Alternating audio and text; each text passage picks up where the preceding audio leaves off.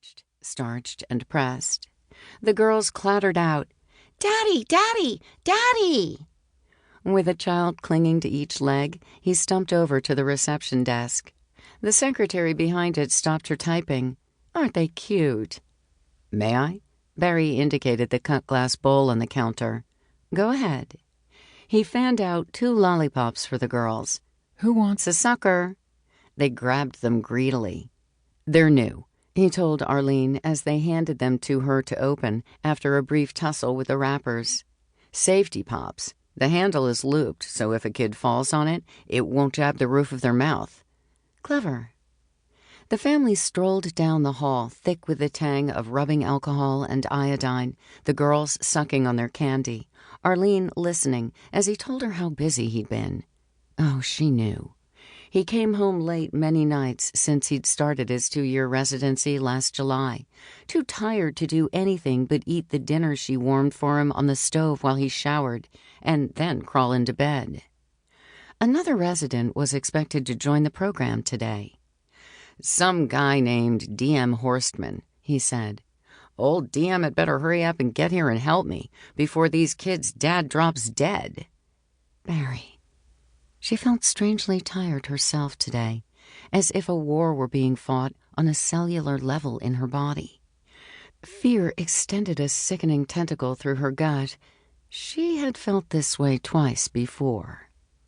Funny how pregnancy was like polio, in that the only tool you had to fight it was physical isolation. The girls had found a stand-up scale and were hopping on it to make the base jiggle. Girls! But no sooner than she pulled one child off did the others scramble back on. They were having a grand time, rattling both the instrument and their dad, when 2-year-old Trixie, chortling in another attempt to climb on, toppled backward. Her head thudded on the hard tile floor. Arlene screamed, "Trix!" Even as she scooped her up, the baby arched and flailed, eyes bulging, face red, voice stoppered. "Barry, she's choking!" Arlene felt a draft of air. A woman swept up and, in one smooth motion, snatched Trixie, dropped to her knees, bent her over her forearm, then wrapped the heel of her hand between Trixie's shoulder blades. A red disc popped out, its looped handle softening its click on the floor. From behind Arlene, a deep voice said, "Nice work, miss." The woman gave Trixie back to Arlene and unfolded herself to her considerable height. In fact, Arlene had never seen such a tall woman. Barry looked like a schoolboy next to her.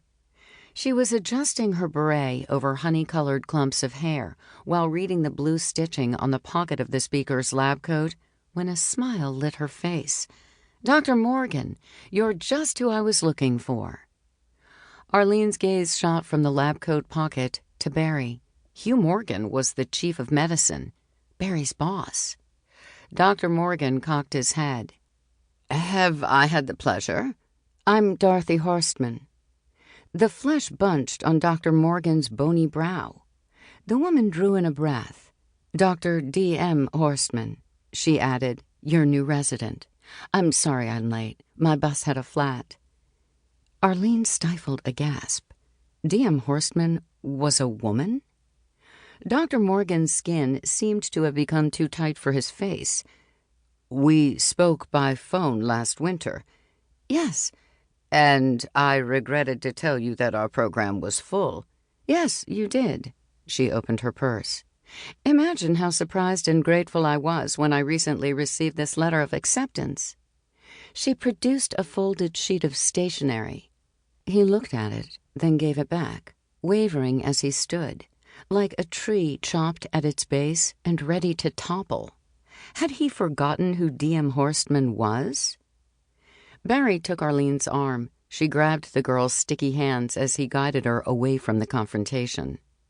"Thank you, Dr. Horstman," she called over her shoulder. "Do you think she heard me?" she asked Barry. "It doesn't matter," he said. "She won't last." Chapter 1. Nashville, Tennessee, 1941. "Say, Horstman, want to meet a jerk?"